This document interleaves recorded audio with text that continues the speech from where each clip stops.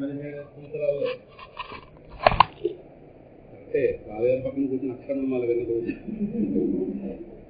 అప్పుడు ప్రతి సోమవారం 2 చెప్పేవారు, 2 దివపతులు చెప్పి అమెరికా వెళ్ళిపోయారు ఒకసారి.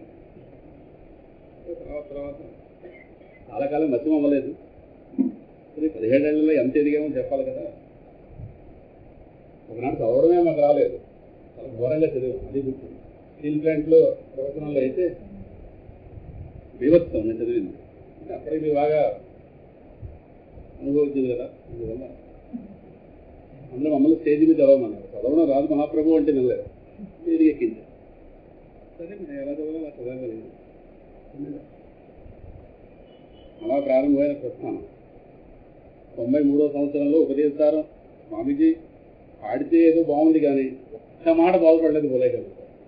కానీ ఈరోజు అదే ఉపదేశారం గురించి ఇప్పుడు 2 సార్లు 3 సార్లు వేదికల మీద 9 రోజులు 8 రోజులు చెప్పేటటువంటి ఆసక్తికి ఎదిగాను. అక్షరమణమాల మధ్య 22 రోజుల పాటు చెప్పాను. 108 తిరుపతిలో ఆ స్థితికి వచ్చాము. భగవంతుడు తెలుస్తోంది, సత్యానికి మిథ్యకి భేదం తెలుస్తోంది. సత్యాన్ని కోల్పోయి ఎంత ఘోరావస్థలో ఉన్నామో అదే అర్థమవుతుంది. మిథ్య యొక్క మాయలోంచి ఎలా బయటపడలేకపోతున్నాం అది కూడా అర్థమవుతుంది. 2 అర్థం అవ్వకపోతే, సమగ్రంగా అర్థం కాకపోతే ఏదో ఒకవైపు వెళ్ళిపోవడానికి తెలియదు. సత్యం కొంచెం తేడాగా అర్థమైనా పర్వాలేదు, కానీ మిథ్య గురించి ఇది ఎక్కువ అర్థం అవుతుంది. ఎందుకంటే అది మన మీద పనిచేసే ప్రభావం ఎక్కువ, దానిలోనే ఉన్నాం కదా. ఇందాక వారిద్దరి యొక్క ప్రవచనాలు సారాంశంగా తీసుకుంటే ఓ ప్రశ్న ముందు ఉంచుకుందాం. పొందిన దాన్ని చూసి ఆనందిద్దామా, అంటే పొందిన దాన్ని తృప్తి పడిపోదామా, లేదు ఇంకా ఏమైనా ముందుకు ఏమైనా ఉందా? ఉంది అంటే ప్రారంభం సహకరించాలి. మనకి 2 శత్రువులు, ప్రారంభం ఆయుష్. శత్రువులైనా అనాలి, కారణం ఇప్పటిదాకా సహకరించే కాబట్టి ఎనిమిది కూడా ఎలాగ ఉంటాయని చెప్పలేదు. 2 ఆయుష్ ఒకటి ఉంది. కాలే ప్రతీక్ష్యమాణి క్షణార్థమకు వ్యర్థం ననేయం అని నారదుల వారు సత్సూత్రాల్లో ఉంటారు. కాలపురుషుడు అందరి కోసం కాపలా కాస్తూ కూర్చున్నాడు. కాలే ప్రతీక్ష్యమాణి, కాలుడు అంటే యముడు, అంటే జీవితాన్ని ముగించేవాడు. ప్రతీక్ష్యమాణి, మీకోసం మేము ప్రతీక్షిస్తున్నామని ఇంటి దగ్గర అంటున్నాం. అంటే నిరీక్షణగా చూడటం, వాళ్ళ కోసమే అదే దృష్టితో చూడటం. అందువల్ల అంతమందిని అదే దృష్టిని చూస్తున్నట్టు ఆయన. క్షణార్థమకు వ్యర్థం ననేయం, క్షణమని కూడా అనలేదు ఆయన, అర్థక్షణం. క్షణంలో అర్ధభాగం కూడా వ్యర్థం ననేయం, వ్యర్థం చేయకూడదు సాధకుడు.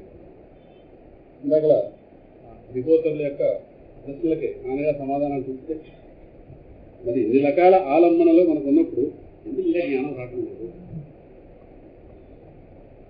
అదిగా పిల్లవాడి స్నానం అది చేయించి చక్కగా కింద మంచి పరుపు అది వేసి ఉయ్యాల్లో మీద ఫ్యాన్ తగిలేటట్టుగా ఏసీ ఉన్నట్టుగా ఎన్ని ఉన్నా సరే వాడు ఇంకా అలోమని ఏడుస్తున్నాడంటే ఏదో ఉంది అక్కడ సమస్య.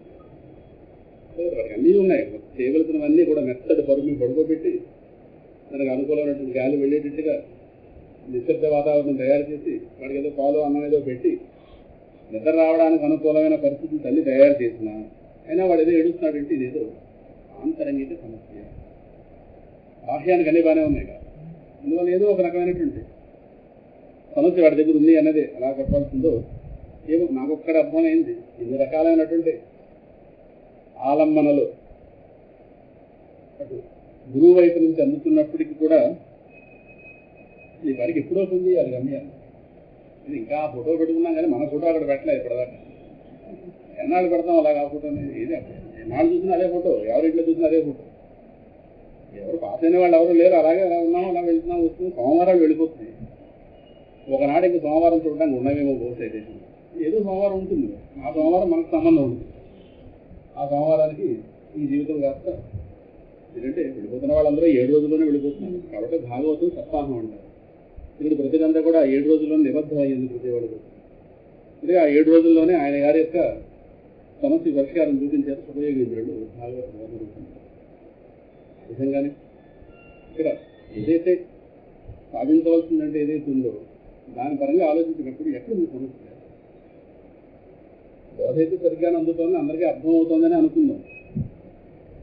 ఎవరో ప్రశ్నలు వేయమో మనలో వచ్చిన వాళ్ళు, మరి అర్థమయ్యి ఊరుకుంటున్నావో, అర్థం కాక ఊరుకుంటున్నావో, అర్థం కాకపోయినా పర్వాలేదు అనుకుంటున్నావో, అసలు ఏదో వాడు ఉదయం ప్రశ్న పుట్టింది, నా పరంగతమా అని ఎవరి గురించి అసలు నాకు శాంతే కావాలా అని. శాంతే కావాలా ఏమో, ఎందుకంటే నేను బ్రతుకుతున్న విధానం కానీ వెతుకుతున్న విధానం కానీ అది శాంతి వైపు నడవట్లేదు. అంటే శాంతి కోసం అన్వేషిస్తున్నట్టుగా ఏమి శాస్త్రంతో నన్ను చూసుకుంటే, శాస్త్రం చెప్పినట్టు నేను వెళితే శాంతి నాకు దొరుకుతుందేమో, కానీ శాస్త్రం చెప్పినట్టు నేను అన్వేషిస్తున్నాను. నేను ఏదో బహుశా శాంతి పేరుతో మొదలుగానే వెతుకుంటున్నాను, ఇలా భ్రమపడుతున్నాను. ఉదాహరణకి సృష్టికర్త ఈ ప్రపంచంలో దాహం అవగానే పెట్టలేదు, దాహాన్ని చేస్తే నీళ్లు పెట్టాడు. దాహాన్ని తీరుస్తాను అని చెప్పి మోసం చేసి ఎండమాని రెండూ పెట్టాడు సృష్టికర్త. సృష్టికర్త మీద మనం ఏది ఆయన మీద నెట్టేయడానికి లేదు. జాగ్రత్త పట్టుకోండి ప్రతి మాట. దాహాన్ని తీర్చి దాహము పెట్టాడు గొంతులో, దాహాన్ని తీర్చి నీళ్లు పెట్టాడు. దాహాన్ని తీర్చవు కానీ దాహం తీరుస్తానని మోసం చేసి ఎండమావిని పెట్టాడు, సరిపోలే. ఎండమావిలో నీళ్లు ఉండవు అని జ్ఞానం చెప్పేటటువంటి ఒక సత్పురుషుని కూడా పెట్టాడు. ఎండమావిలో నీళ్లు ఉండవు అనేది నా జ్ఞానంతో నేను గ్రహించగలను లేదో, కానీ ప్రతివాళ్ళు ఒకసారి మోసపోతాను. రెండోసారి మనలోనే ఒక జ్ఞానం తయారవుతుంది, బహుశా ఇది ఎండమావ అయి ఉంటుంది. తటస్ఫూర్తి పెట్టి ఇది ఎండమావని పోలి చేస్తాను. కానీ ఆ క్షణాన్ని మన పక్కన వాడు మొదటిసారేమో వాడు మోస్తాడు. అందువల్ల ఎండమావిలో నీళ్లు ఉండవు అనేది ఒక జ్ఞానం. దాహం వేసిన వాడికి 3 రకాల సమస్యలు వచ్చాయి. దాహం వేయడం తప్ప, ఆ సమయంలో వాడు దురదృష్టం కొద్దీ ఎండమావి కనిపించడం తప్ప, లేదా ఎండమావిలో నీళ్లు ఉండవనే జ్ఞానం లేకపోవడం తప్ప 3 దశలు పడుతుంది. దాహం వేసింది, దాహం అందరికీ వేస్తుంది. దాహం వేసిన అనడానికి కారణం అనడానికి ఏం లేదు, సమస్య కాదు. వీడి దురదృష్టంగా ఎండమావి కనిపించింది, ఆ ఎండమావి చక్కగా ఆకర్షిస్తుంది. ఈయన గారిలో దాహం అలా ఉందేమో, దాహం ఒక శృతి మించిపోతే ఎండమావికి తప్పకుండా మనిషి ఆకర్షించగలుగుతారు. అంటే దాని పేరు మృగతృష్ణ. నీళ్లుని విపరీతంగా ఆకర్షిస్తుంది. మృగం అంటే వేడి, మృగతృష్ణ. లేడి జ్ఞానం ఉండదేమో, అదిగో ఈ ఎండమావులకి ఇలా మోసతో ఒక అటు తిరిగి ఇటు చివరికి తిరగడానికి ఓపిక తెచ్చు. అంటే ఆ మృగానికి ఏదైతే ఉందో ఆ తృష్ణ తీర్చదు, కానీ ఆ మృగానికి తిప్పించే రీతిలో తృష్ణగా పెంచదు. తృష్ణ అంటే విపరీతమైన దాహాన్ని తృష్ణ అంటారు. అందువల్ల ఈ జ్ఞానం లేకపోవడం సమస్య. జ్ఞానం ఉందనుకోండి, ఎండమావితో ఒక సంబంధం పెట్టుకోదు. ఒక 5 ప్రశ్నలు బయలుదేరుతాయి. దాహం వేయడం సమస్య. దాహం వేసే వేళకు వాడికి దురదృష్టం కొద్దు ఎండమావి కనిపించదు. ఎండమావి వైపు ఆకర్షితుడు అవుతాడు మనిషి. అయిన ప్రయత్నంలో వెళ్ళి వెతకడంలో అక్కడ ఏముంది. అందువల్ల దాహం వేయడం సమస్య అని కేకలు పెడతారు. కేకలు పెడితే అలా కదయా, ఎండమావిలో నీళ్లు ఉండడానికి జ్ఞానం లేకపోవడం సమస్య అనేది. మనం బయట వాడికి వేరేగా నిలబడి మనం మాట్లాడితే ఈ లోపు మన అదృష్టం కొద్ది అక్కడ దాకా లౌకికుడిని తీసుకుంటే, లౌకికుడు ఎప్పుడూ కూడా వాడికి శాంతి కావాలి. ప్రపంచం అనేటటువంటి ఎండమావులు వెతుకుంటారు. ప్రపంచం ఏంటి? చాలా పెద్ద ఎండమావు. ప్రపంచం అంటే నిర్వచనం. తిరిగి మళ్ళీ మనం భగవంతుడి పాదాల కింద చేరేదాకా ఏదైనా ప్రపంచం. ఇవన్నీ ఎండమావి, పచ్చి ఎండమావు లేదని ఎక్కడ చాలా ఓపెన్ స్టేట్మెంట్. ఎవరికి ఎవరైనా ఎండమావి. సృష్టికర్త అయినా దేహంలోకి వస్తే వాళ్ళ ఆవిడకి ఆయన ఎండమావి. కృష్ణుడు కట్టుకున్నా ఎందుకని ఏం సుఖపడ్డారు చెప్పండి? సుఖపడ్డారా? రాముడు కట్టుకుని ఆవిడ ఏం సుఖపడింది? రాముడు పోయారా దేహాల నుంచి? అందులో సందేహం లేదు. దేహధారి అన్న తర్వాత కట్టుకున్న వాళ్ళు ఎవరైనా కావచ్చు, వాళ్ళ ఎండమావి, వీళ్ళకి వేరే ఎండమావి. ఇలాగే ఉంటుంది బ్రతుకంటే. అరివితత్వం ఇప్పుడు కూడా ఇలాగే ఉంటుంది. ఏదో తత్వం అర్థం చేసుకుంటే కానీ మన పుస్తకాలను కాలేదు. అందువల్ల జ్ఞానం లేకపోవడం సమస్య, దాహం ఏర్పడడం సమస్య. ఎండమావి కనిపించడం తప్ప, దాహం ఏర్పడడం తప్ప లేదు. దానివల్ల నా దాహం తీరదనే జ్ఞానం లేకపోవడం తప్ప. ఒకవేళ ఎవరో వారి ఒక సత్పురుషుడు కనిపించాడు అనుకోండి, శ్రేయస్సు కోరుకుంటాడు. అవయ్యా అది ఎండమావి అందులో నీళ్లు ఉండవు అని జ్ఞానం చెప్పాడు అనుకోండి. ఓహో నీళ్లు ఉండవండి, అయితే వెతుకుతానండి. ఇక్కడి నుంచి మనం బయలుదేరాం. వాడి గురించి నవ్వేం కానీ మనం బయలుదేరుతాం. వీడి ఎండమావిని వీడి శ్రేయస్సు కోరుకునేవాడు, వీడి క్షేమం కోరుకునేవాడు, వాడి ఎందుకు వీడికి గౌరవభావం ఉంది. మరి అటువంటి వాడు చెప్పిన తర్వాత లేదన్న తర్వాత వెతకడం మానాలి. శ్రమ ఏర్పడుతుంది. దాహం తీరకపోగా శ్రమ పెరుగుతుంది, దాంతో దాహం ఇంకా పెరుగుతుంది. లేదంటున్నారు కదా, అయితే వెతుకుతానండి. లేదంటే వెతకడం ఏంటి? లేదంటే ఎలా వెతుకుతావు? లేదని చెప్తున్నాను కదా, కాదండి వెతుకు. బాబు వీడు పడుతున్న శ్రమ చూసి వాడికి ఇంకా ఎందుకు వెతుకుతున్నా, వెతకడం వల్ల నిజంగా శ్రమ పెరుగుతుంది కదండి. వాడంటాడు పెద్దలా చెప్పాడు అందరి గురువు ఏమంటే వెతకడానికి అలవాటు పడ్డాను, వెతకుండా ఉండలేదు. వెతుకుతాను దేంట్లో ఎండవాగులో నీళ్ళ కోసం వెతుకుతాను. అలా వెతికితే గురువుగారు చాలా గొప్పవారండి, మా భగవంతుడు చాలా గొప్పవారండి. ఎండవాగులో నీళ్లు పట్టుకొస్తారేమో పిచ్చిన ఆయన అర్థమైందా? గురువుగారు చాలా పెద్దవారు, వీడు పట్టుకున్న భగవంతుడు చాలా పెద్దవాడు. వెతుకుతాడు ఎండమావిలోకి నీళ్ళు వస్తాయేమో. నీళ్ళు వస్తుంది, ఎండమావి ఎలా అవుతుంది? శాంతిస్తుంది ప్రపంచంలో అవుతుంది. నీళ్ళు ఎండమావి ఎలా అవుతుంది? ఎండమావి అంటే నీళ్లు దొరికే సమస్య లేదు, అయితే ఎండమావి రెచ్చగొడుతుంది అక్కడ నుంచి. వివేకవంతులైన వాళ్ళు దానితో జ్ఞానం ఉంది కనుక దాంతో వ్యవహారం పెట్టుకొని ఉదాసీనంగా ఉంది.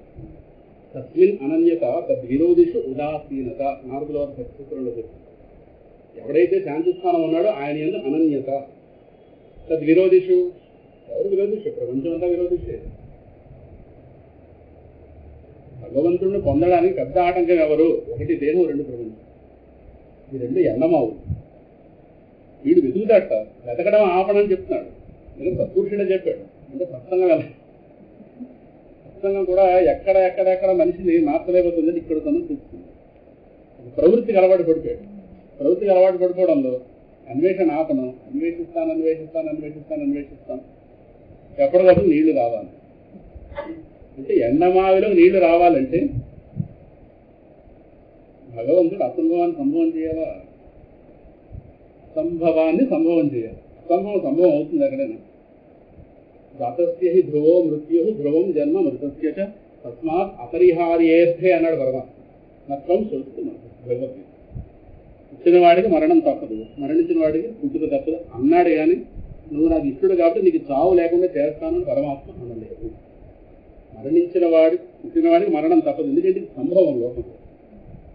పుట్టినవాడు మరణించకుండా ఉండడం అంటే అసంభవం. లోకంలో అసంభవాలు అన్నది జరగవు. జరిగితే అది అసంభవం ఎలా అవుతుంది? పాయింట్ అది. అసంభవాలు అన్నవి ఎవరూ చెయ్యరు.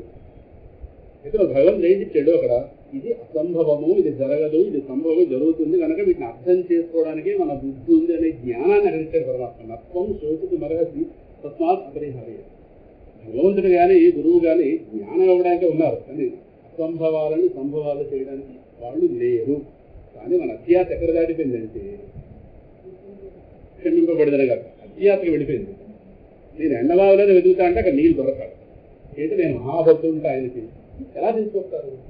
మీరు అలాగే ఒత్తిడి తీసుకురావడం. మరి ఇన్ని ఆలంబనలు ఉన్నా సరే జ్ఞానం ఎందుకు రావట్లేదు?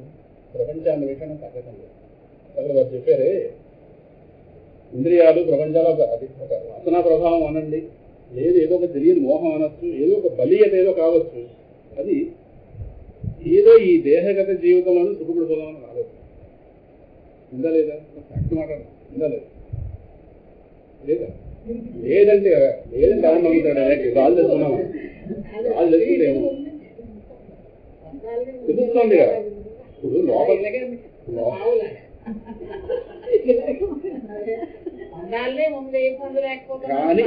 మన ఆటంకం ఎక్కడ? ఏదైతే ఉందో లేని చోట వెతకడం చాలా శ్రమ కోల్పోతుంది. ప్రాణం అంతా ఖర్చు అయిపోతున్నది ఎక్కడంటే పరమాత్మ ఎంతో ప్రాణం ఇచ్చాడు. పెట్టిన వాడే కాదు, సమస్య పెట్టాడు, పరిష్కారం పెట్టాడు, జ్ఞానం కూడా పెట్టాడు. ఇలా అన్నారే, గురువు అంటే ఎవరో కాదు, ఎండమావిలో నీళ్లు ఉండదని చెప్పేవాడు. జ్ఞానం ఉండాలి. జ్ఞానం లేదనుకోండి, జ్ఞానం ఎలా వస్తుంది? సలహాగా వస్తే పర్వాలేదు. బై భర్త తెచ్చుకుంటే పర్వాలేదు. ఏదైనప్పుడు ఎవరో ఒకరు ఇవ్వాలి. ఇస్తే అప్పుడు విచిత్రం, జ్ఞానం ఉన్నవాడు కూడా ఎండమావ కనిపిస్తుంది. బ్రహ్మజ్ఞానం కూడా ప్రపంచం ఉంటుంది. ప్రపంచం ఎక్కడికి పోదు, ప్రపంచం ఇలాగే ఉంటుంది. కానీ వాడు ఉదాసీనంగా ఉంటాడు. ఉదాసీనత అంటే దాంతో మనకి ఎలా వ్యవహారం? వాళ్ళు ఏదిగా ఉన్నారు అదిగా ఉన్నారు అంటే ప్రపంచంలో ప్రవాహం ఇది. ఎలాగైతే నదీ ప్రవాహము, కాల ప్రవాహం అనేక మార్పులు చెందిపోతూ ఒకనాడు ప్రపంచం లేదు. మనకి కావాల్సింది ఏంటి అనేది ఇక్కడ ఆధారంగా తీసుకుంటే దాని వైపు మన అడుగులు పడుతున్నాయి కదా. ఎప్పటి లోపల పొందాలి? ఎలా పొందాలి, దీనికి సంబంధించి ఎందుకంటే దీపం ఎంతసేపు ఉంటుందో చెప్పగలం అక్కడున్న పరిస్థితుల ప్రకారం.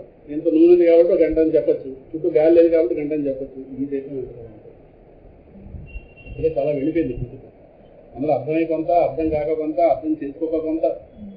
ఎందుకంటే ఇంత విడమర్చి తత్వం చెప్పిన తర్వాత లోపల ఊరంత ఆనందం ఉందని చెప్పినప్పుడు అది మనకు అప్పుడప్పుడు మన చిన్న చిన్న సాధనల వల్ల అప్పుడప్పుడు మనకి అందుతుంది. చల్లైన వాళ్ళు ఏం కాదు, ఎంతో ప్రగతి ఉంది గతానికి ఇప్పటికీ, కానీ దీంతో తృప్తి పడిపోతాను. అప్పుడు ఎలాగా దీని సాధన అంటే ఎలాగలన్నట్టుగా స్వప్రయత్నం లేనిది ఏది ఫలించదు. భగవంతుడు చూసేది మన కాంక్షని. హృదయంలో మనం పరమాత్మ కోసం ఎన్నింటినీ త్యాగం చేయగలం. ప్రపంచం ఆయన గారు మనం ముందు పెట్టింది దానికి లోపడిపోవడం కాదు, దానికి వేరుపడి ఎంతగానో ఉండగలం. ప్రహ్లాదుడు అంటాడు, పుత్రాశిష శృతి సుఖ మృగదృష్టి రూపా వేదం కలే వరమశేష రుజాం విరోహ నిర్విద్యతే నతు జనో యదపీతి విద్వాన్ కామానలం మధుల వైహి సమయందురాపై. ఏమి ప్రహ్లాదుడండి, నృసింహస్వామి ఎదురుకుండా పెట్టు, పుత్రాశిష ఏమిటి జనాల స్వామి, ఈ విషయ వినడానికి బాగుంటాయే కొన్ని విషయ సుఖాలు. పుత్ర ఆశిష శృతి సుఖ వినగానే వెంటనే అట్రాక్ట్ చేస్తాయి. ఇవెక్కడా ఈ సకల రోగాలకి నిలయమైనటువంటి దేహం ఎక్కడా, వీటితోనే మనిషి ప్రథమతం అయిపోతూ లోపల ఆ కోరికనే అగ్ని ప్రజ్వలిస్తుంటే విపరీతంగా వీడు ఏం చేస్తున్నాడంటే విషయ సుఖాలను అనుభవిస్తూ ఆ వచ్చిన సుఖాలను తుంబరలతో లోపల ఉన్నటువంటి అగ్నిని ఆపి ప్రయత్నం చేస్తున్నాడు. ఈ మనిషి ఎక్కడ మారుతాడు అని ఎవరు చెప్పాడు? ఎవడైతే వీడు అన్నింటినీ దాటున్నాడో ఆయన గారికి ఈ పిల్లవాడు చెప్పింది. ఆమానలం మధుల వైహి సమయం దురాపై. ఇళ్ళు అడ్డుకుపోతున్నాయి అనుకోండి, నీళ్ళు ఎలా పడితే ఎలా చల్లితే అది ఆరదు. కానీ ఎంత స్థాయిలో చల్లాలి అంత స్థాయిలో చల్లాలి. అలాగే లోపల ఇంత తీవ్రమైన కోరిక అంటే పెద్ద నిర్వచనం అయితే కాదు. ఇందాక చెప్పినట్టు ఎండమావిలో నీళ్లు దొరకాలని ముండి పట్టుదల కోరిక. ఎండమావిలో నీళ్లు దొరుకుతాయండి. ప్రపంచం ఎంతగా చెబుతున్నా కాంక్ష బాహ్యంలోంచి ఏదో ఏదో అంటాము, కానీ వెళ్ళి అంత అయిపోతున్నాం. అది ఉంటాం, 5 ఇంద్రియాలు ఉన్నాయి, లక్షల కోట్లు ఉన్నాయి. ఏమంటారో మనం ఆధ్యాత్మికతలో ఎక్కడ మనం క్షమించుకోకూడదు. మనం క్షమించుకోవడం పెద్ద దుర్లక్షణం. మంది 4 అడుగులు వేసాం అనుకోండి, గిరిప్రదక్షిణ అయిన సగంలో ఉన్నప్పుడు నడుస్తాండి, నడవకపోతే రావద్దు, నడవాల కాళ్ళు అంటే వాడి పార్టీ మొదలు. ఇంకా అలా వాడిగా మాట్లాడితే ఇంకో 2 అడుగులు వెయ్యి. అసలు నువ్వు నన్ను వచ్చి పీడిస్తున్నావు, అసలు నీ గురించే కదా నేను మొత్తం నిన్ను ఎలా వదిలించుకోవాలని చెప్పిన సాక్షి ఎందుకు మాట్లాడాలి? దేహంతో కలిపి మాట్లాడాలి అంటే వాడి మీద కోపం దీంతో కలిపి అయిపోయింది. ఆధ్యాత్మికతలో క్షమించుకోవడానికి వీలు లేదు. క్షమించుకుంటే నష్టపోయేది మనమే. ఇప్పుడు ఇలా కూర్చున్నాం, ఇక్కడి నుంచి పోతే ఎవరి గుర్తుకు వెళ్ళదు, దేహం నుంచి పోతే ఎవరి దారి వెళ్ళదు, మళ్ళీ ఏ దేహంలోకి వస్తే ఎవరి దారి వెళ్ళదు. ఎవరు సర్టిఫికెట్ ఇక్కడ ఇవ్వక్కర్లేదు. ఇక్కడ ఏదో మోక్షం పొందారని సర్టిఫికెట్ ఇవ్వకూడదు సత్సంగంలో ఎక్కడ లేదండి. యూనివర్సిటీ వాళ్ళు ఇస్తారేమో పాస్ అయితే ఆయా విద్యలకు సంబంధించి. మోక్షం వచ్చిందని ఏ సత్సంగం ఎవరికి ఏ సర్టిఫికెట్ ఇవ్వదు. ఆ వృత్తి నేను బ్రతకాలి.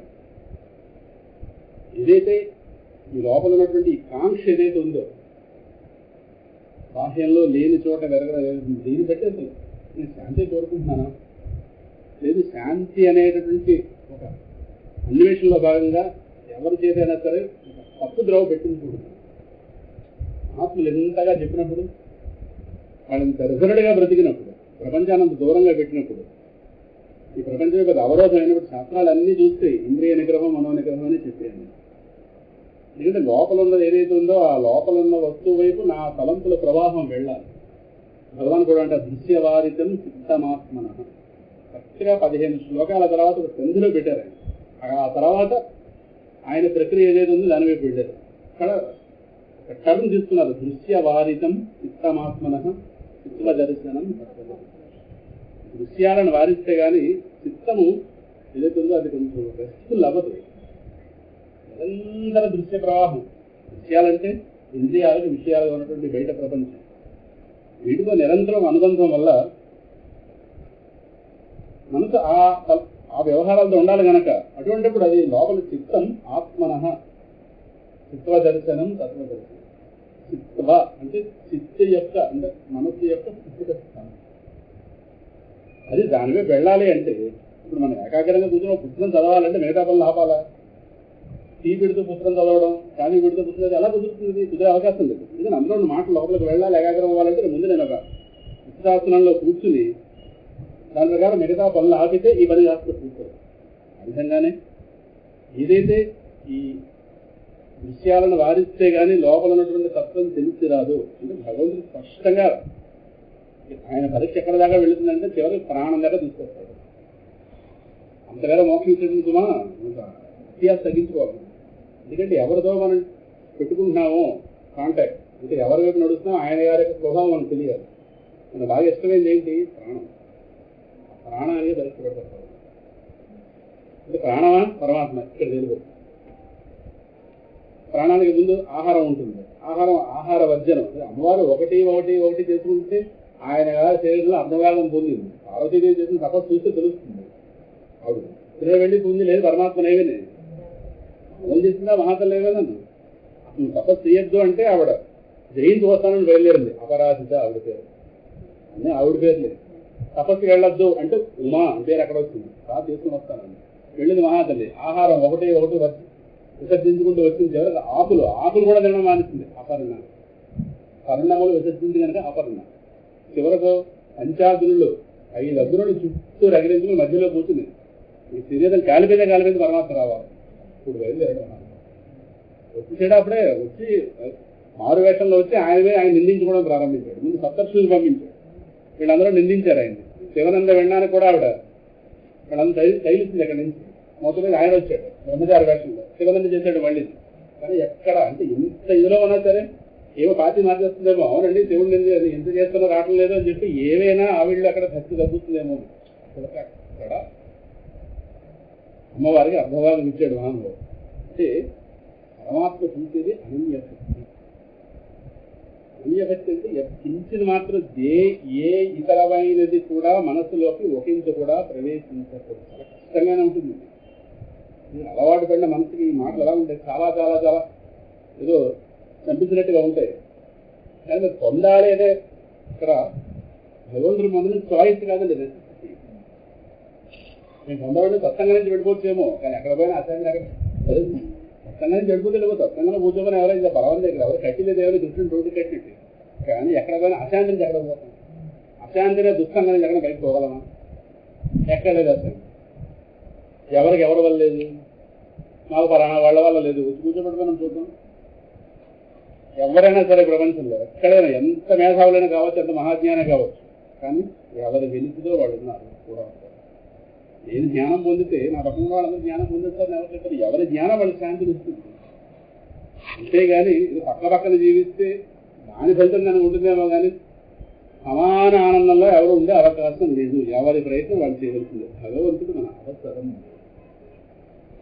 ఇంకో గంటలో అందరూ కూడా ఎలాగైతే అన్నం తిన్నామని మన అవసరమో, ఊపిరి ఎలా అవసరమో, ఆ విధంగా దేహానికి ప్రాణం ఎలాగో భగవంతుడు నాకు ఊపిరి లాంటి అనేటటువంటి ఆ స్పృహ ఉన్నప్పుడు ఆ ఊపిరి దూరమైనటువంటి జీవుడు ఎలా కొట్టుకుంటాడు, ఊపిరి దూరం అయితే ప్రాణం ఎలా కొట్టుకుంటాడు, పరమాత్మ వరకు అలాగ తపన పడిన వాడికి పరమాత్మ కొట్టుకుంటాడు. ఇప్పుడు ఈ తపన జరగాలి అంటే అలా తపన జరిగిన వాళ్ళ యొక్క చరిత్రలు ఏవైతే ఉన్నాయో అలానే తపన పడ్డారా? సామాన్యమా? వాళ్ళు ఎవరైనా ఆదరించారో ఊర్లోకి వస్తే? అలాగే ఇంటికి వెళ్తే 3 మంది ఆదరిస్తారు. ఇన్ని అవకాశాలు ఉన్నప్పుడు కూడా జ్ఞానం అనే దాని మీద ఎక్కువ వర్క్ చేయకపోతే రేపు మళ్ళీ కొత్త దేహాలు వస్తే ఇలా ఉండదు. ఎలా ఉంటుందంటే ఏం చెప్తాం? ఇలా ఇప్పుడు ఉన్నదాని గురించి అంచనా వేయలేకపోతున్నాం. అప్పుడు ఎలా ఉంటుందంటే ఏం చెప్పే అవకాశం లేదు. అందువల్ల ఒకటి ప్రారంభంలోని ఫలాలు, 2 మృత్యు. ఈ రెండు కూడా చెప్తారు. అయితే ఇక్కడ ఒకటి ఉంటుంది మళ్ళీ, ఇది ఇంత ఆరోగ్యకరమైన ఆలోచన కాదు. మాకు ఎవరో జ్ఞానం ఇచ్చేస్తారు. ఎలా ఇచ్చేస్తారు? ఇచ్చే అవకాశం లేదు. ఇందాకలన్నట్టుగానే ఉంటుంది, ఎండమావులో నీళ్ళు తీసుకొడుకొస్తాను. అలా ఎవరో భరోసా ఎవరది ప్రపంచం. మీరు చేసేదానికి మేము ఆధారంగా ఉంటామని అన్నారు తప్పించి ఇలాగా ఎవరో ఏది చేయకపోయినా ఇస్తాను. పరమాత్మ వెళ్ళాలి గీతలోని నీ యాత నువ్వు పడేదో చెప్పాడు పరమాత్మ. నేను చేసేది నేను చేస్తానంటే ఎవరైనా పక్కన సపోర్టింగే. భగవంతుడు యందు నాకేమాత్రం ఉంది, ఆయన గారు సృష్టి చేసినటువంటి ఉద్దేశమే అది. వీడికి నా అవసరం తెలియాలి. నా అవసరం తెలియాలన్నప్పుడు ఆ అవసరం ఎలా తెలుస్తుంది? మన యాత్రలో మనం పడాలి. మనం తీసుకెళ్ళి ఈ దేహం అనే గుంటలో పడితే లోపల తీసుకెళ్ళి పెట్టుకున్నామా లేదా లోపల? సరే మన అదృష్టం అది. దీని అదృష్టం ఏంటంటే దీన్ని మనం అనుకున్నాం కనుక నీకు రోగం జరుగుతుంది. కానీ ఈ జ్ఞానం కలిగినాడు దీనికి ఉంది. అప్పుడు దీనికి అయిపోయిందా? ఈ జన్మలో దీని భాగవతం చూడండి అలా ఉంటుంది. అయితే ఈ దగ్గరికి వచ్చింది ఇది 4 రోజులు. అందువల్ల అలా పరిగెత్తుంది దాని అదృష్టం కొద్ది. దాని అదృష్టం మన జ్ఞానం రాదు. మరి మన ఇంట్లో వాళ్ళు బాగా జరిగే యోగం ఉందన్నప్పుడు మన జ్ఞానం రాదు. వాళ్ళు పూజ చేస్తారు ఒక పక్క. వాళ్ళ రోజు 4 కూరలు ఉండే బాకీ ఉంది. మన జ్ఞానం కలిసి మనం ఒక్క కూర వండుతాం. ఆ ఒక్క కూరలో ఒకటి ఉండగా మనం అంతా వైరాగ్యంతో వాళ్ళకి బాగా జరిగే యోగం ఉంటే అందుకే సమిష్టి జీవితాలు ఒకరు వినిపిస్తాయి. తెలిసినా తెలియకపోయినా సూక్ష్మమైన బంధాలు ఉన్నాయి కనుక వాళ్ళు పండగ కూతురు వాళ్ళు 4 జతలు పెట్టడం 2 జతలు తీసుకోవడం ఇవి ఈ ఊరు రావడం ఈ భాగవతాలు ఉన్నప్పుడు 20 రూపాయలు కొనడం 40 రూపాయలు అమ్మడం ఈ భాగవతాలు ఉన్నప్పుడు జ్ఞానం ఎలా వస్తుంది? అందువల్ల వాళ్ళు ఎందుకు పూజిస్తున్నారు ఎవరు కనుక్కోవాలి. ఎందుకు పూజిస్తారు? మన వల్ల బాగా సేవలన్నారు. అందువల్ల వాళ్ళ పూజల కంటే మన పూజలు అది మెప్పింది. మనం ఏమనుకుంటా మన 2 పూలు కానీ మురిసిపోతాడు ఆయన ఎలా మురిసిపోతాడు అంత అమాయకంగా. 2 పూలు మురిసిపోతాడు. అంతకన్నా 10 పూలు ఎక్కువైతే వాళ్ళు వెళ్తున్నారు. వాళ్ళ బాగా వెళ్తుంది. పెద్ద రొట్టు ఉప్మా రకరకాల ఇంట్లో ఎవరు ఉంది చేత ఏమి వాళ్ళ ఎందుకు బాగా జరుగుతుంది అంటే వాళ్ళ పూజ బాగుంది మన పూజ కన్నా. మన జ్ఞానం రాదు కానీ వాళ్ళ భోగం బాగా జరుగుతుంది. అందువల్ల మన పూజ బాగా పెంచాలి. పెంచి ఇళ్లలో చెప్పండి ఉంటాయి ఇవన్నీ. ఇక్కడ పూజల పోటీ ఆయన చేస్తాడు. వంశాలు వెళ్తాం మనం వెళతాం. దేవత అక్కడ ప్రధానం అవుతుంది. ఆయన రోజు బాగా పెడుతుంది. మనకు అలా ఉంటాం. సోమవారం ఒక వాక్యం వచ్చి వాక్యం బోధపడదు. ఏదో అలా కాలక్షేపం వస్తుంది. కాలక్షేపం భక్తి కాదు. ఇంత వేదాంతం అందిన తర్వాత అది ఫలితం చూస్తే భక్తి కాదు. పరమ ఫలితం ఇక్కడే చూడాలి. ఇప్పుడు పొంది ఆ మిగతా జీవితం ఎంత జీవితం అయితే వెళ్ళిపోయిందో అంత జీవితం సరే రాబోయే జీవితం ఏదైతే ఉందో అది జీవన్ముక్తావస్థ పొందాలి. దేశంలో జీవన్ముక్త స్థితి. ఏ ప్రపంచం అయితే ఏడిపించిందో ఆ ప్రపంచాన్ని ఆట బొమ్మలా తీర్చిదిద్దాలి. ఇప్పుడు సాధిస్తాం దాని మీద జీవన్ముక్తావస్థ. ఎంత దిక్కింది ఈ ప్రపంచం. ఈ ఎనమాలు ఎంత రెచ్చగొట్టింది ఇప్పుడు. ఒకసారి గతం చూసుకుంటే ఇవన్నీ ఆలోచిస్తేనే మన లక్ష్యం దృఢపడుతుంది. ఎప్పుడు ఇదే ప్రపంచం ఎలా వచ్చపరుచుకుంది మనసుని ఇందాక. సినిమాల పేరుతో తిప్పిందా, చీరల పేరుతో తిప్పిందా, పెళ్లిళ్ళ పేరుతో తిప్పిందా, ఎలా తిప్పింది ప్రపంచం. ఈ ఎనమాగా ఇప్పుడు ఈ రోజున ఆ ప్రపంచం మొత్తాన్ని ఎదుర్కొండ పెట్టి ఏం చేయాలని చూసి పడేయాలి. రాముడు ఎలాగైతే చేయమని కాదు జ్ఞానం కలిగే కాదు అంతా మనమే కనిపిస్తాం. వచ్చింది బాబు రాముడు చేత కనిపించలేదు అనగానే ఒక ప్రాణం తీసాడు మహానుభావుడు. ఇది మొత్తం ఇన్ని లోకాలకు అర్థం చేయడాడు. పక్కన లక్ష్మణుడు లేకపోతే అయిపోయింది మన పొద్దున. ఈయన గారు కాస్త ఆపాడు. మీ ఆవిడ కనిపించకపోతే లోకం మొత్తాన్ని సహాయం చేయడం అధికారం మీకు అంటే మానవుడుగా నడుస్తున్నాడు రాముడు. ఇంకొక మానవుడు అన్నవాడే కోపం శుద్ధి మించిపోతే అది ఎక్కడ దాకా వెళుతుంది. ఆయన శక్తి మొత్తాన్ని లోకమే చూపించడానికి. అలాగే ఈ ప్రపంచం ఎన్నెన్ని రకాలుగా మనల్ని తప్పుద్రోవ పట్టించిందో అదే ప్రపంచమని మనం విజయం సాధించి జ్ఞానం పొంది ఈ దేహంలో ఎక్కువ భాగం జీవన్ముక్తావస్థలో ఉండి అనేక మందిని సాధించుకుని వెళ్ళాలి. పెద్ద పెద్ద శక్తుల్లా తయారై అనేక మందికి ఆలంబనగా ఉండి ఎందుకు పిచ్చి వాళ్ళు చూస్తున్నారు ఆ ప్రపంచం చూడడానికి. ప్రపంచంలో ఉన్న అల్పత్వాన్ని అలా క్షణంలో చూపించాలి. బోధలో ప్రధానమైన భాగం అదే. ప్రపంచంలో ఉన్నటువంటి అల్పత్వం బోధపరిస్తేనే పరమాత్మ అర్థం చేసుకోగలదు. పరమాత్మ గురించి చెప్పింది విడిచిపెట్టేస్తే అది అసమగ్ర బోధ. మనకి బోధించే వాళ్ళు కూడా ఎండమావుల్లో నీళ్లు వెతికే టైపు మనుషులు కాకూడదు. వాళ్ళు ఎదుగుతున్నారు అనుకోండి. ప్రవచనం కానీ లలితా జ్యూరల్స్ గెలిపే అనుకోండి. ఇంకేమైనా అయిపోయింది. ఆ చెప్పిన వాళ్ళు అలా ఉండాలి అక్కడ అంతే. అలా ఇటు అటుపోతే కుదరదు. పవిత్రతతో కూర్చోవాలి. ఈ ప్రపంచంలో ఇది క్షణంలో మార్పు చెందేది. ప్రతిక్షణం మార్పు చెందిపోతాం. దీని యొక్క అల్పత్వాన్ని ప్రతిక్షణం గుర్తించాలి లోపల. దీనికి మన మీద చాలా ఇష్టం జుట్టు ఇప్పటికే కాబట్టి అలా ఆడిస్తాం. ఖాళీ చేతిలో ఇలాగ జుట్టు ఉంటుందే తలకాయ ఉంటుంది. అలాగే మన జుట్టు దాని చేతిలో వెళ్ళిపోయింది. కానీ వెనక్కి లాక్కొని దాని జుట్టు మనం పెట్టాలంటే మహాత్ములు సపోర్ట్ కావాలి. వాళ్ళు ఈ దేహమాత్రుడిగా కూర్చుని ఈ ప్రపంచాన్ని మించిన ఆనందం వాళ్ళు ఎలా లోపల అనుభవించారు. వాళ్ళ ద్వారా వచ్చినటువంటి ఆ వైరాగ్య బీచ్లు ఏవైతే ఉన్నాయో వైరాగ్యం చాలా ప్రధానమైన అంశం జ్ఞానంలో. మనిషికి శోభనిచ్చేది వైరాగ్యం. వైరాగ్యం అంటే ఏదో ఏదో ఏదో కాదు, ఎండమావిలో నీళ్లు లేవనే జ్ఞానం పొంది దానితో ఉదాసీనతో ఉంటుంది. మీరు చెప్పినా ప్రపంచం ఉంటుంది, చెప్పకపోయినా ప్రపంచం దాని ప్రవాహం వెళ్ళిపోతుంది. కానీ ఎప్పుడైతే అక్కడ శాంతి లేదన్నావో శాంతి స్థానం వైపు నువ్వు పరిగెడుతున్నావు. శాంతి లేకపోతే క్షణకాలం ఉండలేదు. ఈ ప్రపంచంలో మనం వచ్చింది పరమాత్మను కోల్పోయాం కనుక ఇక్కడికి వచ్చాము. ఇక్కడ బాధపడాలి శిక్షణ. పరమాత్మను కోల్పోయాం కనుక ఈ దేహంలోకి వచ్చాము కనుక మళ్ళీ పరమాత్మ నేను కోల్పోయినటువంటి సౌభాగ్యం. పరమాత్మ అనేవాడు నేను కోల్పోయిన సౌభాగ్యం. అందువల్ల ఆ సౌభాగ్యాన్ని పొందితే కానీ పూర్ణత్వం. ఇక్కడే ఉండే నక్షత్రాన్ని చూడటం, నాకన్నా వేరే నక్షత్రం చూడటం కాదు. నక్షత్రం దగ్గర కూడా నేనే ఉన్నానని జ్ఞానం పొందాలి. వ్యాపంలో దిగంతాలుగా ఎంతకాలం ఆకాశంలో చదువునే ఎంతకన్నా చూస్తాం, మనకన్నా వేరుగా. వేరుగా చూడడం అసహ్యం పుట్టట్లేదు. ఎంతకన్నా ఎలాగా పరిమిత భావంతో చూస్తాం. ఈ భావాలు రావాలి, లోపల నుంచి రావాలి. ఎందుకని చూస్తాం మనకన్నా వేరుగా. వీళ్ళేంటి ఎంతకన్నా ఈ ప్రశ్నలో ఎంతకన్నా ఈ నామరూపాలు అంతటా వ్యాపించి ఒక వస్తువు వ్యాపించిందని దానిలో మునిగేది. ఈ ప్రశ్నలు పడితే అప్పుడు ఈ జ్ఞానం ఎందుకు ఫలించటం లేదన్నది లోపల పరిశీలన. మనసు పరిశీలించుకోవాలి. ఒకసారి ఆ వాక్యాలని తన యొక్క ప్రవృత్తిని రెండింటినీ పరిశీలించుకుని ఇందాక వాడు చెప్పినట్టుగా వాడు చెబుతున్నా వీడు మారటం లేదంటే దాన్ని ఏమన్నది వ్యామోహం. ఇదంతా ఇలా ఉంటే ఏదో ఎనమావి గడు మళ్ళీ అక్కడ రండి చెప్పాడు నీళ్ళు లేవని. కానీ వీడు వెతుకుతున్నట్ట వెతికితే నీళ్ళు వస్తాయి. వీళ్ళతో ఈ సత్సంగ పురుషుడు, ఈ సద్గురువు, ఈ శిష్యుడు ఇలా యాదన పడుతుంటే బాలగారు బయలుదేరిపోతున్నారు పుష్కర స్నానం కానీ ఎండమావిలో నీళ్ళగా పుష్కర స్నానం నీళ్ళు వెళ్ళారు. ఎండమావిలో నీళ్ళేంటి, ఎప్పుడో పుష్కర స్నానం ఏంటి అని ఈవిడ ఆగరు. గబా గబా గబా గబా బకెట్ పడుతుంది. ఇలా ఉంది ప్రపంచం. ఎలా ఉందంటే అదిగో పూలేంటి ఇదిగో తోకనే పద్ధతారు. అందువల్ల పై వాళ్ళ ప్రలోభాలు లోపలికి చెప్పాలి. మనకి ఈయన కంట శోష పెట్టుకుని 45 ఏళ్ళు మోదించిన ఆ మాట ఎక్కదు. ఆ చీర బాగుందే అనగానే వెళ్ళిపోరు.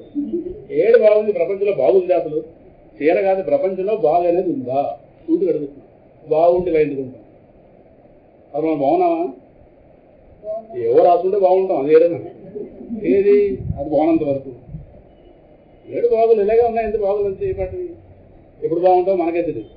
అందువల్ల మనం బాగున్నప్పుడే అవతలాడు బాగున్నామని అడిగేస్తే బాగుంటుంది, వాడు బాగుంటుంది. ఇలాగ మనకి కండిషనల్ బాగులు ఇవన్నీ. సెప్టెంబర్ నెల, అక్టోబర్ నెల వర్షం పడకూడదు. ఇది రకరకాలు ఎన్నో బాగుంటాయి. కానీ ఇది ఇన్ని బాగుంటాయి. ఇన్నింటికి ఏ గురువు గారైనా భరోసా ఇస్తారా? విశాఖపట్నంలో ఏంటంటే వర్షాలు అకాలంగా ఉన్నాయంటే దానికి గురువుగారు సంబంధం ఏంటి? అందరికీ గురువు గారే. మా పంటలు పండట్లంటే అదే గురువు గారే. వ్యాపారాలు బాగుంటే అదే గురువు గారే. నడులో పోతుంది అదే గురువు గారే. మోకాళ్ళ నొప్పులు గురువు గారు. మరి హాస్పిటల్ ఎందుకైతే తెల్లారు లేస్తే రాస్తూనే ఉంటాం. పాపం రమణవాసం రాస్తుంటాం. లేదు ఒంటికి జబ్బు వస్తే భయాలు. లేదు మరి ఆ కన్యకి జ్ఞానం లేదు, మనకి జ్ఞానం లేదు. ఎలా ఎప్పటికి ఎదుగుతాం? అంటే ఇంత విలువైన వస్తువు ఇంత దగ్గరికి తీసుకెళ్ళి అదిగో పుష్కరం, అదో ఘాట్ అనేది స్నానం చేయండి అంటే మనకి ఎక్కడగా దానికి మళ్ళీ అగాధం ఏర్పడిపోతుంటే లోకంలో సరైన సబ్జెక్ట్ అందగా ఎంతమంది పిచ్చెత్తిపోతున్నారు. ఆ పిచ్చిని ఎంతమంది వ్యాపారం చేస్తున్నారో తెలుస్తారు. చూడండి, కోట్లు సంపాదించేస్తున్నారు ఆశ్రమాల పేరు. వాడు తెలిసి చెప్పడం, తెలియక చెప్పడం, పిచ్చి డ్యాన్సులు వేయించి రకరకాల పిచ్చి పుస్తకాలు, సాహిత్యం, అది అర్థమర్థమైన సాహిత్యం. సత్యం చెప్పడానికి ఇన్ని అవసరాలా? టీవీ ఛానల్ చూస్తే తెలుస్తుంది. వాడు మోసగాళ్ళ ఏమిటి ఇవన్నీ ఎక్కడికి? అదే బాగుంది మనకంటే. అవి చూస్తే నవ్వుతాను. కానీ అదిగో వస్తువు అనే ఎదురుకుండా అలా ప్రత్యక్షంగా చూపిస్తున్నా ఫలితం లేదు అంటే భగవద్గీత వచ్చినటువంటి సంప్రదాయాలు ఇంకా మోహాలు మిగిలినాయా అంటే ఇవన్నీ ఎక్కడ దాకా? ఇవన్నీ అలాని కోల్పోతున్నామేమో. ఏదో బర్త్డే వస్తుందంటే ఉత్సవమే. కానీ ఉత్సవాలు బాగానే ఉన్నాయి. ఉత్సవ వాతావరణం. నా లోపల నేను పరమాత్మను అనుభవిస్తున్నాను. దానికి దీనికి మధ్యలో ఈ కండిషన్స్ ఏంటి? పరమాత్మ మధ్యలో ఎవరో చదివించి మన ఇంట్లో మనకు ఎవడైనా ఎదురు సమాధానం చెప్తే మన మాట మీద మనకి ఒక శక్తి వస్తుంది. మరి నాలో ఉన్న పరమాత్మ నాకు ఎదురుకుండా రాకుండా అడ్డు పెడుతున్న వాడు వాడిది నాకు శక్తి ఎందుకు రాదు? నాకు ఎప్పట్లో మోక్షం రాదండి. ఎందుకు ఇలా అయితే అప్పటికే రాదు. ఇంకా మరి అది నెగిటివ్ టీచింగ్. మనకేం వస్తుంది ఇప్పట్లో అంటే మనకేం వస్తుందన్న వాడికి ఎప్పటికీ ఏమీ రాదు. ఈ తలంపు మనతో పాటు ముందుకు వచ్చేస్తుంది. అసలు ఇలా ఎన్ని జన్మల నుంచి ఎలా చెప్పుకుంటూ వస్తున్నాము? మోక్షం అవసరం. నేనే భోజనం చేస్తానండి అంటావా? ఒకరు తినేస్తున్నావా లేదా? పక్కవాడు ఉంచకుండా కూడా తినేస్తున్నాం. మరి భోజనం దగ్గర ఏమి అంత అర్థం చేసినప్పుడు జ్ఞానం పరమాత్మ నా వాడు. పరమాత్మ చూడగానే నా యొక్క ఏమైనా అదే పువ్వుతో ఇలా లోపల నుంచి అవే నేను కోల్పోయాను కాబట్టి ఇలా ఉన్నాను. వేరే మాట్లాడేది కృష్ణుడితో మాట్లాడేది. ఇవన్నీ ఈ జాతిలో చూశాను కదా. జాతిలో జ్ఞానం ఉంది, అజ్ఞానం ఉంది. కానీ అజ్ఞానం విచ్చిరిగిపోతుంది ఈ రోజు. అటువంటిప్పుడు ఏది జ్ఞానమో ఏది అజ్ఞానమో గ్రహించలేనటువంటి ఒక గృహస్థలో ఉన్నటువంటి ప్రయత్నంలో ఇంత స్వచ్ఛమైనటువంటి విషయం అందుతున్నప్పుడు ఎంత త్వరగా పొందాలి? తెలియక పొందాలా? తెలిసి పొందలేకపోతున్నామా? తెలియ పొందట్లేమా? ఏంటన్నది ఎవరికి వాళ్ళ సమస్యలు ఏమైనా ఉంటే, ఒకవేళ దానికి ఏమైనా భౌతిక సమస్యలు ఏమైనా తోడుగా ఉంటే కొంత వాటి వేగం తగ్గితే కానీ మనసు కుదురు పొందదు కనుక. ఎందుకంటే దేహం, ప్రాణం, మనస్సు ఈ మూడు మనం కాకపోయినా ఈ మూడు సహకరించకపోతే ఆత్మ యొక్క నడవలేదు. దేహం, ప్రాణం, మనసు. ఈ ప్రాణం దేహానికి మనసు మధ్యలో ఒక వంచన లాంటిది. ప్రాణం అదుపాజ్యంలో లేకపోతే, శరీరం మన అదుపాజ్యంలో లేకపోతే, మనసు దానికి వివేకం పొందకపోతే, ఈ మూడు అనాత్మే, మనం కాదు. విగ్రహ ఇంద్రియ ప్రాణధీతమః నాహం. ఓకే, కానీ మనం దగ్గర ఉన్నది అసలు లేదు. మనం కాని దేవుడి దగ్గర, కాని వాటి దగ్గర ఉన్నప్పటికీ కాని వాటికి మంచి చేసుకుంటే కానీ మనకి. అందుకే సాధనా ప్రక్రియలు అనేకమైనటువంటి ప్రాణాయామం ఇటువంటి ఎందుకు వచ్చాయండి. గీతలో స్వామిది కూడా చెప్పారు. ప్రాణ నిరోధం చేయకపోతే మనకు అదుపులోకి రాదు. ప్రాణమే మనసును వాడుకుంటుంది. మరి అవన్నీ కూడా మనం ఎంత కాదనుకున్నా, ఎంత ఆత్మనుకున్నా ఈ దేహం అనే గొట్టంలో ఉన్నాం. ఇది గొట్టం అనండి, ఇది పైపు. అది దీనిలో నిబద్ధమైపోయింది. ఇది మాట వినాలి చల్లాలి. దీని రెండు సమస్యలు, అవసరాలు, ఆకర్షణలు రెండు. మనం ఒకరమే కాదు, ఇది అనేక మంది ఆధారపడదు. వాళ్ళ మోహాలు కూడా మన మీద. ఇది వాళ్ళకు ఉన్న ప్రపంచ మోహాలు మనకి ప్రభావం చూపిస్తాయి. వాళ్ళు ఒకరు సినిమా పోతే పర్లేదు, మనం తీస్తారు. మనం అక్కడికి వెళ్ళి ఏం చేయాలి? మనం తెరం చూద్దామంటే ఒక సినిమా వేసేస్తాడు. మాకు తెర సరిపోతుందండి. తెర సరిపోతుంది కరెక్టే. సినిమా వేయడంతో తెర. అప్పుడు సినిమా వేసాక మనలో మన పాతవాడు పుడతాడు. మనం తక్కువ ఏం తెల్లదుగా. దీనికి అందరూ చెప్పక్కర్లేదు. ఇప్పుడు మనలో ఇద్దరు ఉన్నారు, దుర్యోధనుడు, ధర్మరాజు గారు. దుర్యోధను లేస్తాడు. అదే రకరకాల గత జ్ఞాపకాలు ఉంటాయి. ఇంటికి వచ్చాక ఇవన్నీ మనసుని ఎలా ప్రభావితం?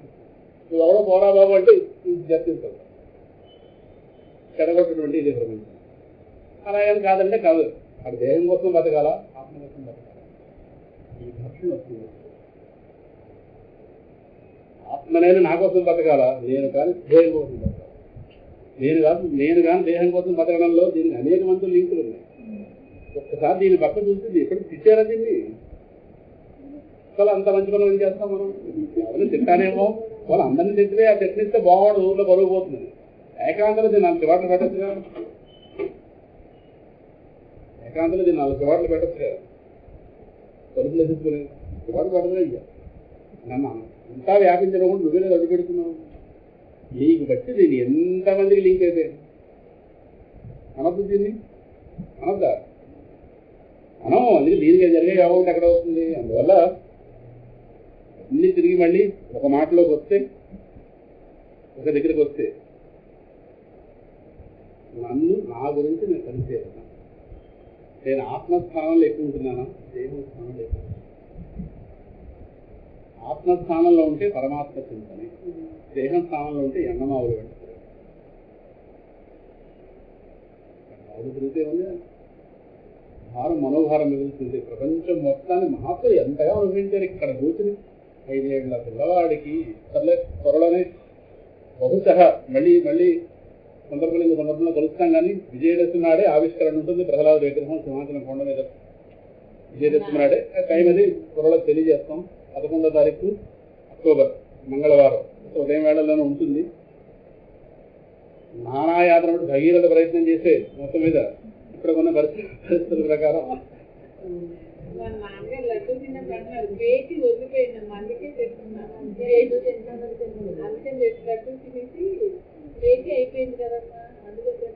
పిల్లవాడిని అక్కడ తెచ్చుతున్నది. ఎందుకంటే ఆరోగ్యం కాని వాడు బాగా వదిలేండి. కనీసం సాధకులైన వాళ్ళని తిన్నగా ఉండాలి. ఎవరో పెద్ద సాధకుడు. ఒకసారి నీ దగ్గరికి వచ్చిన వాళ్ళు వచ్చినా రాకపోయినా విశాఖపట్నంలో ఉన్న ఆధ్యాత్మిక సాధకులందరికీ ఒక కంచెలా ఉండాలి. ఈ విశాఖపట్నం ప్రేమతో చేస్తున్నాం. భారతదేశం అంత భారతదేశం మొత్తాన్ని ప్రేమించేంత పెద్ద ఒకటి ఇంకా లేదు, కానీ విశాఖ అంటే మాకు ఇష్టం. ఎందుకంటే విశాఖ కనుక. అందువల్ల ముందు ఈ ఆధ్యాత్మిక సాధకులు ఎవరైతే ఉన్నారో వాళ్ళకు కుదురు తీసుకొచ్చి ఇలాగ వారినట్టు ముముక్షత్వం మాత్రం ప్రతి క్షణం మన లోపల ఊపిరి కన్నా దగ్గరగా ఉండాలి. ముముక్షత్వం దూరం అయిందా అసలు మనలో కొద్దిగా సాధనలో లోపాలున్నా, ఆచరణలో లోపాలున్నా పరమాత్మ పక్కన పెడతారు. మన ముముక్షత్వం ఆయన కూర్చొనివ్వదు. భక్తులు ఎలా ఉండేవాడంటే పరమాత్మను కూర్చొనివ్వకుండా పోయారు. కొంతమంది పిల్లలు ఉంటారా, తల్లిని కూర్చొని ఇంట్లో వాళ్ళ ఇంట్లో ఉన్నాడా ఈవిడ చుడిగాలో తిరగడమే. వాళ్ళకి ఈవిడ ఎప్పుడు కూర్చుంటుందని వాడిని పూజ తగిలేదు. పరమాత్మ ఆయన స్థానంలో కూర్చొనివ్వకుండా ఉండాలని మన ముముక్షత్వం ఆయన గారికి మంట పెట్టాలి. అడుగుతుంది తపన, అంత తపన పరమాత్మను పొందాలనే తపనలో మనం సాధన చేయడం కాదు. ఆ క్షణం ఆ స్థితి ఉన్నప్పుడు మనం ఏం చేసినా సాధన. సింహాచలాన్ని ప్రయాణం చేసినా సరే పరమాత్మ ప్రదర్శన. మనం ఏది మాట్లాడినా పరమాత్మ అది సహస్రనామం తెలియనట్టు లోపల ఆకాంక్ష తీవ్రంగా ఉండాలి. అందువల్ల సాధకులు ఎవరైతే ఉన్నారో విశాఖపట్నంలో ఆధ్యాత్మిక సాధకులు ఏమి అందరూ ఆ పరమాత్మనే పొందాలి. ఏ గురువు దగ్గర ఉండనివ్వండి, ఏ సంప్రదాయం వాడి కానివ్వండి. ఇందాక అన్నట్టుగా ముస్లిం అయితే ఏంటి, క్రిస్టియన్ అయితే ఏంటి, హృదయంలో శాంతి ఒకటి. బాధొస్తే ఎవరైనా కన్నీళ్ళు కాదు. ఏవో మతాలు అన్నవి ఆయా వ్యక్తుల యొక్క ఒక పరిమిత పరిధుల వల్ల ఏర్పడ్డాయేమో కానీ ఇది 4 గోళ్ళ కట్టి ఇంట్లో ఆకాశం ఉంటున్నాం కానీ గోళ్ళని తీసేస్తే విశాల ఆకాశం. ఆ విధంగా హృదయాల్లో ఉన్నటువంటి శాంతి స్థానం ఒకటే కనుక ఆధ్యాత్మిక సాధకులు ఉన్నవాళ్ళు, తప్పుడు భావాలు ఉన్నవాళ్ళు సరైన భావాల్లోకి వచ్చి సరైన భావాలు ఉన్నవాళ్ళ యొక్క మోక్షం పొందాలనే గమ్యం అది స్థిరపడి, అది పెరిగి, ఆంక్ష పెరిగి ఇవాళ్ళు ఈ దేహంలో ఉండగానే పొందాలన్నటువంటి ఆ తపన, స్మరణ, ఒక ధ్యానం లేదు, ఒక సత్సంగం. మనకంట ఒక ఎలివేటెడ్ సోల్స్ ఎవరైతే ఉన్నారో వాళ్ళ సమక్షంలో కూర్చుంటే సార్ వాళ్ళ చేసిన సాధన వల్ల మన మీదకి వస్తుంది.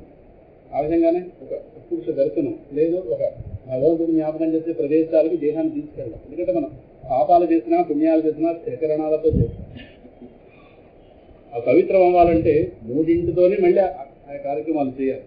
అందువల్ల కాళ్ళతో ఈ దేహాన్ని ఆలయాలు తెచ్చుకుంటే కాళ్ళు పవిత్రం అవుతాయి. కాళ్ళతో చాలా పాపాలు జరిగింది. వెళ్ళకుండా స్థానాలకు చాలా వెళ్ళింది. చేతులతో జరగకుండా పాపాలు గోళ్ళు జరిగాయి. పాపం అన్నది మన రాగద్వేషాలతో నిర్ణయించడం శాస్త్రం నిర్ణయం.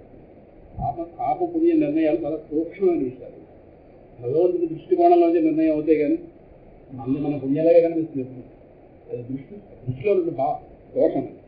అందువల్ల ఆయా ఇంద్రియాలు ఏవైతే ఉన్నాయో వాటిని పవిత్రం చేసుకోవడానికి వాటిని ఏం చేయాలో కమలాక్షి నటించుకోవడం ప్రహ్లాదు చెప్పింది. ఇవన్నీ అందుకే ఇంద్రియాలు ఇవన్నీ పవిత్రత వస్తే కానీ ఒకటి వాటి సపోర్ట్ ఇస్తే కానీ ఇలా ఉన్నట్టుగా శరీరం, ప్రాణం, మనస్సు అనేటటువంటి ఒక శక్తి 10 ఇంద్రియాల రూపంగా బయటకు ఉంటుంది. 10 ఇంద్రియాలా కనిపిస్తున్నా కానీ ఒకే మనస్సు యొక్క ఒకరే మనం 1000 ఆలోచనలు ఎలా చేస్తున్నాము అలాగే మనసు వెనక అభీష్టాలు నెరవేర్చుకోవడానికి 10 ఇంద్రియాల ద్వారా బయటకు వస్తుంది.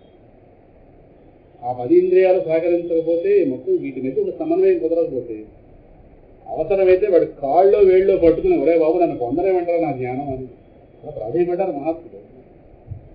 మనసును ప్రార్థించారు, తల్లి వెళ్ళనివే వెళ్ళిన ఆ జ్ఞానం నన్ను పొందని ఎంతకని జన్మలో పెరగను నాలుగా భగవన్నాము ఆపకు అపిద్దేవా ఇంకో పక్క వెళ్ళిపోతుంది ఇది అని వాళ్ళు కాకపోయినా ఇంద్రియాలు మనస్సు వాళ్ళు కాకపోయినా వాళ్ళ పాదాలు పట్టుకుని వసుదేవుడు గాడిది కాళ్ళు పట్టుకున్నట్లు తెలియదు కానీ వాళ్ళ జ్ఞానం కోసం పొందడం కోసం వాళ్ళ ఇంద్రియాల పాదాలు పట్టుకున్నారు.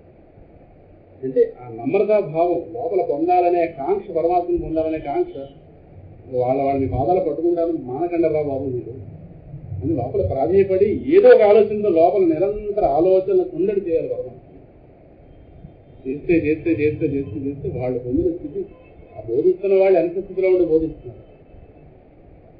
ఇంక మాట్లాడడం కాదు, ఆ స్థితి పొందాలి.